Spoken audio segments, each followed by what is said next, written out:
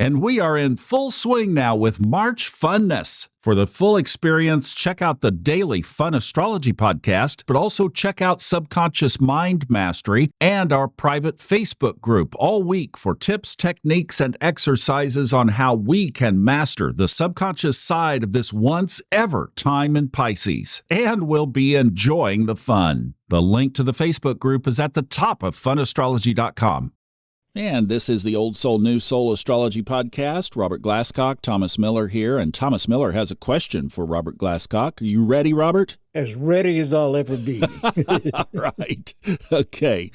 You had mentioned somewhere in the past, and I don't know where, and I don't remember the context, but I just made a note to tuck away and ask you when we had time. What about Gemini, the sign Gemini, of course, the twins ruled by Mercury? As far as connecting things, how does Gemini connect? Great question. Every sign really has these basic archetypes. Gemini is connectingness. Cancer is containingness. Think about it. So I'm going to bounce back and forth here between the two for a second. Cancer rules the stomach. It rules the cheeks. It rules the gums, which contain the teeth. It rules the womb, which contains the ovaries and contains the fetus and so on. Cancer also rules drawers in a chest of drawers. It rules closets because they contain clothes. See, this idea of containingness. Gemini rules connectingness in every aspect.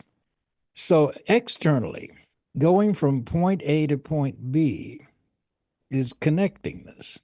So Gemini in horary astrology rules all forms of transportation: bicycles, skateboards, automobiles, motorcycles, planes, trains, ships, anything connecting. In the physical body, Gemini rules everything to do with connectingness, starting with the synapses in the brain, which connect. The nerves are all ruled by Gemini. The lungs, which rule the connection between getting oxygen into our bodies by inhaling and exhaling carbon monoxide. So this exchange from the inner environment to the outer environment, this is why the lungs are ruled. Gemini rules eyesight, connecting us visually to our. And it's not the only thing that rules eyesight, but it rules the connectingness aspect, connects us visually to the external world. It rules the ear canals. It rules all tubes in the body. The ear canals connect us to auditorially the environment around us, for example. Every tube in the body, the blood vessels, the veins, are ruled by Gemini. The fallopian tubes are ruled by Gemini. The intestines as tubes are ruled by Gemini. They're specifically ruled by Virgo because of their function, which is to break down the foods into various chemicals and so on. But the tubular nature of the intestines is ruled by Gemini. The hands, the arms, the limbs are ruled by Gemini. They connect us with our environment. The hands and fingers we know about. Gross motor responses are really ruled by Sagittarius and Mars. But fine motor coordination is ruled by Gemini and Mercury in the physical body. So you can begin to see the ramifications for this symbolism. Communications ruled by Gemini. They connect us by what I say to you and what you say to me, that connectingness or lack of it between people. Very Geminian. The way we think and connect with ideas or don't connect with ideas. Gemini.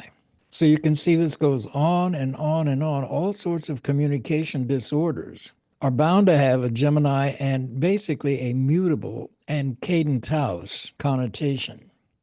And these can range widely.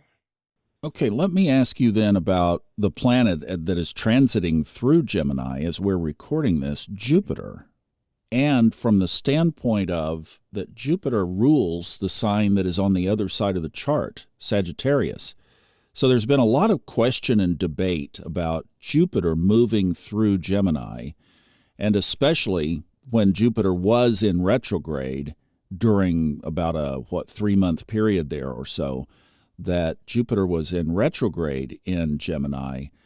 How is Jupiter in Gemini? Is it happy there? Is it not happy there? It obviously expands things. And then talk about the retrograde curve there with Jupiter in there as well. Jupiter is happy in Gemini. It's an air sign. And part of Jupiter rules Sag, a fire sign. So it's fine in Gemini. To me, the whole time Jupiter's been in Gemini, which, by the way, it will be in Gemini through this June, at which point it goes into Cancer. But this let's start with roughly around last June when Jupiter went into Gemini. This whole 12 months is ideal for networking for anybody. Because, again, Gemini is connectingness. So seeking information, seeking contacts, making appointments with people who can further your aims and your goals. Certainly it can be great for writing and business in particular. Gemini being ruled by Mercury, and Mercury, the natural ruler of Virgo. And so Mercury and Gemini have a great deal to do with business. Businesses usually are all about communications, no matter what your business is. Even if you work in an office for the state, you're having intercommunications with all the different divisions and so on. So Jupiter retrograde tends to go inward and back to the past. And so, especially for the last, how many weeks has Jupiter been retrograde? Do you know offhand? Because I don't have it on the top of my head. It was October 9th through tomorrow, February 2nd. So 4 months, basically. So with Jupiter, the whole thing about retrogrades, it's people and situations and actions out of the past. And this can be past lives as well as the past in this life. It's a great time to revisit any reword, revisit, refine. So since October, it's a great time to refine communications and everything, whatever communications, what role that plays in your life and your work. Refine those, revisit them, revamp them, revise them, repair them. Jupiter in Gemini can sometimes bring a period of miscommunications or misunderstanding or misconnections. So a time to repair, another reword. But basically, Jupiter in Gemini is an expansive period, and it's an odds game. The more you spread an idea around, if you're an entrepreneur and you have a business idea, go online, find out everything you can find out about it. What do I need to do? What steps do I need to take? It's a very detailed-oriented sign, Gemini. Jupiter is not so detailed-oriented. It sees the big picture. So it's a great time when Jupiter is in Gemini to take the big goals that you have in mind and then spend the time looking at those big goals from a very day-to-day detailed standpoint. If I want to get to this, if this is my goal, to make $10,000 a month, what do I have to do that? And then bring it back into day-by-day steps. How can I do that? There are plenty of people who do make $10,000 a month. How do they do it? Research it. Talk to people. Submit proposals. Cooperate, communicate, collaborate with Jupiter and Gemini. Not a great time to go it alone, but a very good time to pool resources and join communications and collaborate. The whole is more important than the parts in this situation. So it's a very good time for meeting people and opportunities which are ruled by Sagittarius related to Gemini. Sag is the 7th house opposite. And Jupiter is about expansion and opportunity and opening doors and advancement and promotions and so on. So it's a great time for people to be thinking, but doing the day-to-day detail work. And that's where most people fall short. They are so focused on the big picture. Oh, I want to be a writer. Well, maybe they need to take a course in writing to make that dream come true. Not everybody just out of the gate is a terrific writer. And not only that, but what kind of writing do I want to do? Maybe I want to start a YouTube channel. How do I do that? What equipment do I need? How do I edit it? How do I post it? All that kind of stuff. But it's all about communications and connectingness. Back to Gemini again. How does Gemini contrast with Saturn? Saturn is more about the structure, right? The bones, the joints, etc. But there is that connection. I mean, joints connect. Is there any parallel there? Well, if you think of Saturn as the get real planet or the planet of responsibility and maturity, that's really the key. And Saturn in Gemini is difficult because Gemini is not by nature particularly responsible. It tends to think quickly and it bores easily and it wants to move on from this thing to the other thing to that thing to this thing. So Gemini can be kind of scattered and unfocused. Saturn demands focus and reality. Get real. You want to be this? What do you have to have? Do you have to have a degree to do that? If you have a degree, if you have to get a degree, how do you get the degree? How long are you willing to go to school? Maybe you think you'd be a great counselor or psychologist. Do you want to spend 12 years getting a PhD in psychology, a medical degree? No. Well, there are other ways to be a good counselor. So you get real with Saturn. Well, what kind of counselor could I be with only 2 years? Or maybe I want to be a real estate agent. Gemini again, which happens to be pretty good at sales sometimes. So Saturn, well, gee, you can get a real estate license in 6 weeks. It's a whole other thing. So it's the get realness of Saturn and the responsibility of it and the commitment. And Saturn does require organization, discipline, prioritization, learning how to say no. I'm sorry, I can't have dinner tonight. I'm working on a book. No, I'm sorry, I can't go to this party this weekend because I'm working on this. Learning to say no and prioritizing is a big Saturnian function, but Geminis often can profit from learning to do that. Another thing with Gemini, and boy, do you see this in places like Hollywood, you don't talk about the projects you're working on, you do them. Because talking, let me tell you about the book I'm writing. Let me tell you about the movie I'm writing. Let me tell you about this dream I have. Okay, fine. It's basically dissipating your energies when you do that. The book may never happen. The movie may never happen. The dream may never happen. But if you're taking steps to do it, then that's a realistic thing to do as opposed to, let me tell you about what I'm going to do. And I found in Hollywood, and I've said this, a lot of people, actors particularly, they never talk about the reality of the moment. They talk about the show they just finished, which was so great, or they talk about the show that's coming up, which they're really excited about. Meanwhile, they're on unemployment, and that's the present. So that's what I mean about discipline and Saturn. If you're real, Saturn rewards you. It absolutely rewards hard work, effort, focus, discipline, and commitment. Let's look over the hill just for a second. You talked about Jupiter being in retrograde in Gemini. Those are characteristics. It won't be back there for another 12 years, but its next retrograde will be in Cancer. You mentioned it moves in on June 9th, and then on November 11th, it will turn retrograde.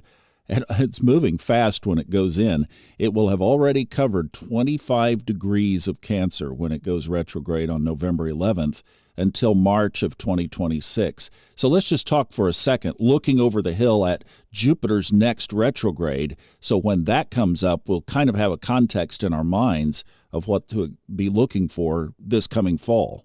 Great question. And all I can think about is you. Cancer rules what? The home, the family, property, security, where you live. Jupiter going retrograde in Cancer, you use a reword with retrogrades, restore family. It's that simple. But look how profound that is. And plus, Jupiter in Cancer trines the sign of Scorpio. And it's in your second house of self-worth and money. So Jupiter going into Cancer promises that you will, during the period it's in Cancer from this coming June on through the following June of 2026, should be an optimal time for you to find your ideal living situation, your ideal home and property situation. If you're going to be able to restore past breaks in family, that would be the time to do it. So Jupiter in Cancer is a wonderful sign for Jupiter to be in. And it has financial implications as well because of Cancer's association with security. Back in the old days, Cancer was called the Rockefeller sign because the original Rockefeller was a Cancer. So for people who are disciplined and professional, Jupiter in Cancer can be very advantageous financially. So in essence, it's a time for anybody to restore their sense of belonging and having a home. And you've been kind of bouncing around, I guess, since you left Asheville. You left Asheville right before the floods. Yeah, so I had always wanted to travel, so my bouncing around was by design. But yeah, it's purposeful. Now not so much, Well, I think it still is. Aren't you still kind of searching for the ideal? I'm not done yet. Yeah. I'm not done yet. And it's okay. That's the real message here. Oh, well, why don't you settle down? I love these people. Why don't you settle down? And if you had a chart like mine, yeah, no, that's not a good idea. Is settle down. But it really, and plus, Jupiter in Cancer, I hate to go back to the 23rd Psalm, but here we go. Restoreth thy soul. That's what I was going to really ask. What it's for. Yes. So that's amplifying the moon, because the moon, of course, rules Cancer, the moon over intuition. So just for a second, I'm getting excited now. June, come on, hurry up. I'm getting ready for this. Like, let's look at that side of it. Exactly what you just said, restoring my soul. And then you have Jupiter in your 6th house. Yes. Along with Mercury. In Sagittarius. That rules 2 things, work and health. So you should expect some major improvements in both those areas when Jupiter goes into Cancer. Yeah, I'm getting excited about this. So but let's think about all of this without drugs. No. I've been going through all this stuff out here in California, feeling like I'm in an island out here almost by myself, and yet no alcohol, no drugs. I don't do anything. I just meditate. I bought a gong. To escape, I bought a gong in Sedona. Not a bong, people. No, not a bong, a gong. A gong. A gong. And I go down there and I hit that gong, boom, and I let that. They say that if you're in a gong for like, I forget what it was, 75 seconds or some kind of very short period of time, it puts you in the theta state. It's like really cool for your brain. Anyway, that aside, but when Jupiter moves into Cancer, we're going to have an amplified moon. Well, true, because it'll be disposed of by the moon. So it gives you a great chance to look at your lunar reactions, but from a very healthy perspective. So you've got the moon in Libra, don't you? I do, 25 degrees. All right, so here we go. So restoring of balance and restoring of cooperation and collaboration, and maybe even a restoring of relationships when Jupiter goes through the sign of Cancer, because it will be disposed of by your natal moon. So in reflex action, it will activate that moon in Libra at the same time it's going through Cancer, because your natal moon was in Libra. And your natal moon, I forget, is it in your 4th house or your 3rd? 4. Yeah, so your family again. Well, I want to know what sign or house or planet rules time warping, because I want to get there now. I don't want to wait. Maybe we should say impatience. We could hone that in. Well, time warping, now we're going back to drugs. So we're not doing that. Not doing that. Neptune to me is ayahuasca if you want to time travel. No, Neptune to me is the connection to the home office. That's where I go with it. All right. Well, listen, thank you so much. This was great. Excellent tour through. And thanks for an impromptu question as well. If you'd like to talk to Robert one-on-one about your own self and Gemini and Cancer and the moon coming up, well, you know what's ahead of us right there. Coming up this summer in a theater near you. Go to our show notes. His link to his website, newly redesigned, is right there, and you can get in touch with him. Thanks so much for listening. We'll see you again on the Old Soul, New Soul Astrology Podcast with Robert Glasscock.